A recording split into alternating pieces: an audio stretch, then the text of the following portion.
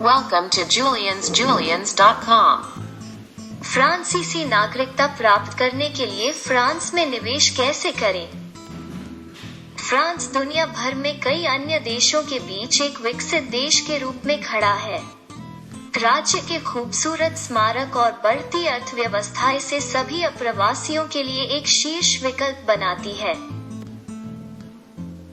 इस प्रकार, यदि आप लंबे समय तक फ्रांस में रहना चाहते हैं, तो फ्रांसीसी नागरिकता और फ्रांसीसी स्थायी निवास दोनों आपकी सहायता कर सकते हैं। आइए उन प्रमुख बिंदुओं पर एक नजर डालें जो इन दो प्रक्रियाओं का गहराई से वर्णन करते हैं। निवेश के माध्यम से फ्रांसीसी नागरिकता का अवलोकन। यह तथ्य कि फ्रांस दोहरी नागरिकता की अनुमति देता है, इसकी विशिष्ट विशेषताओं में से एक है। अप्रवासी जो कम से कम 10 वर्षों के लिए फ्रांस में रहना चाहते हैं, वे फ्रांसीसी स्थायी निवास परमिट के लिए आवेदन करने के पात्र हैं।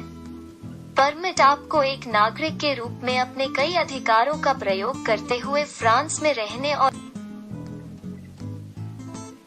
कुछ लोगों को यह एहसास होता है कि यदि आप फ्रांसीसी नागरिकता प्राप्त करते हैं, तो आप स्वतः ही यूरोपीय संघ के सदस्य बन जाते हैं। 18 वर्ष से अधिक आयु के सभी निवेशक जिनका कोई आपराधिक इतिहास नहीं है, कार्यक्रम के लिए नामांकन के पात्र हैं। इसके अलावा, फ्रांस में निवेश करने के इच्छुक लोगों के लिए 3 प्रकार के गोल्डन वीजा उपलब्ध हैं। आवश्यक न्यूनतम निवेश क्या है? जैसा कि पहले उल्लेख किया गया है, फ्रांस सरकार ने व्यक्तियों को राष्ट्र में निवेश करने के लिए 3 चैनल प्रदान किए हैं। एक फर्म शुरू करना, एक स्टार्टअप शुरू करना, या एक नए परिचालन राष्ट्र में निवेश करना इसके उदाहरण हैं। उन सभी व्यक्तियों को कुल 3 लाख यूरो उपलब्ध कराया जाना है जो एक नई या मौजूदा फर्म में भाग लेना चाहते हैं। शेष 2 व्यवसायों को वित्त पोषण करने से पहले निवेशकों को पहले पार्टनर इंक्यूबेटरों और फ्रेंच टेक वीजा एक्सेलरेटर्स से मंजूरी प्राप्त करनी होगी। अन्य पात्रता आवश्यकताएं क्या हैं? किसी भी अन्य गोल्डन वीजा कार्यक्रम की तरह फ्रांसीसी स्थायी निवास परमिट की कुछ आवश्यकताएं हैं जिन्हें पूरा किया जाना चाहिए। शुरू करने के लिए कार्यक्रम के लिए आवेदन करने के लिए निवेशक की आयु कम से कम 18 वर्ष होनी चाहिए।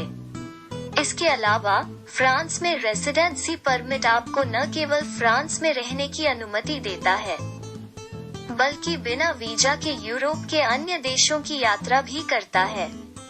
अगर आवेदक की कानूनी आय फ्रांस के बाहर है, तो उसे 12 महीने की अवधि के लिए अनुमति कार्ड मिल सकता है और इसके अलावा, अप्रवासियों के पास परिवार के प्रत्येक सदस्य की वार्षिक आय होनी चाहिए, 183 दिनों के लिए फ्रांस में रहना चाहिए और देश में काम नहीं करने के लिए सहमत होना चाहिए। फ्रांसीसी नागरिकता के लाभ की कमी होने पर कोई भी राष्ट्र में निवेश नहीं करेगा।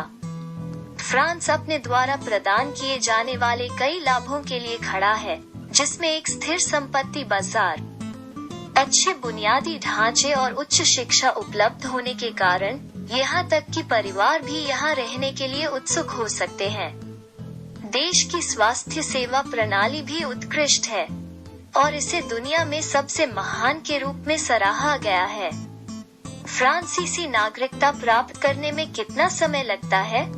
बहुत सारी कागजी कार्रवाई है जिसे किसी ऐसे व्यक्ति द्वारा पूरा किया जाना चाहिए जो फ्रांसीसी नागरिकता बहुत सारी कागजी कार्रवाई है जिसे किसी ऐसे व्यक्ति द्वारा पूरा किया जाना चाहिए जो फ्रांसीसी नागरिकता हासिल करना चाहता है।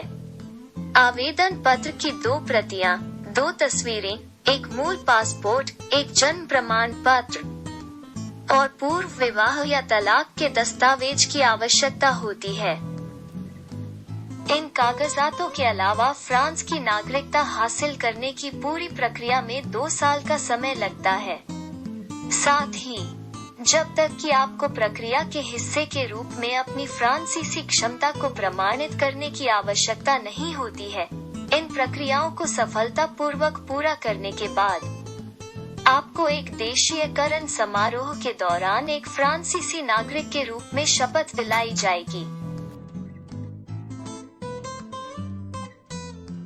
फ्रांस की नागरिकता प्राप्त करने के लिए फ्रांस में निवेश करने में कितना खर्च आता है?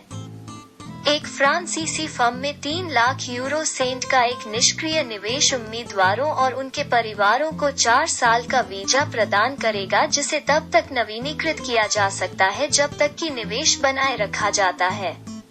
यूरोपीय संघ के कानूनों के अनुसार आवेदक फ्रांस में 5 साल के निरंतर निवास के बाद स्थायी निवास के मैं निवेश के माध्यम से फ्रेंच राष्ट्रीयता कैसे प्राप्त कर सकता हूँ? एक फ्रांसीसी पासपोर्ट निवेश द्वारा अर्जित नहीं किया जा सकता है। हालांकि सरकार निवास कार्ड प्राप्त करने के लिए एक प्रक्रिया प्रदान करती है। आय के कानूनी स्रोत और कोई आपराधिक पृष्ठभूमि वाले 18 वर्ष से अधिक आयु के निवेशक रेजिडेंसी परमिट कार्यक्रम में भाग लेने के पात्र नहीं है, यदि वे परिवार या फ्रांस में निवेश करने के लिए वीजा है। निवेशकों के लिए फ्रेंच टेक वीजा के योग्य होने के लिए आपको अचल भौतिक या अमूर्त संपत्तियों पर कम से कम 3 लाख यूरो खर्च करना होगा। आप प्रत्यक्ष या परोक्ष रूप से उस फर्म के माध्यम से निवेश कर सकते हैं, जिसमें आपके पास कम से कम 30% स्टॉक है। जिस फर्म में आप निवेश कर रहे हैं, उसमें आपके पास कम से कम 10% का स्वामित्व हो। फ्रांस में रहने के लिए मुझे कितना पैसा चाहिए? वीजा के लिए आवेदन करते समय आपको कई दस्तावेजों के साथ साथ पर्याप्त आय का प्रमाण भी देना होगा। एक सामान्य नियम के रूप में आय 1231 यूरो शुद्ध प्रति माह के SMIC फ्रेंच न्यूनतम वेतन के बराबर होनी चाहिए।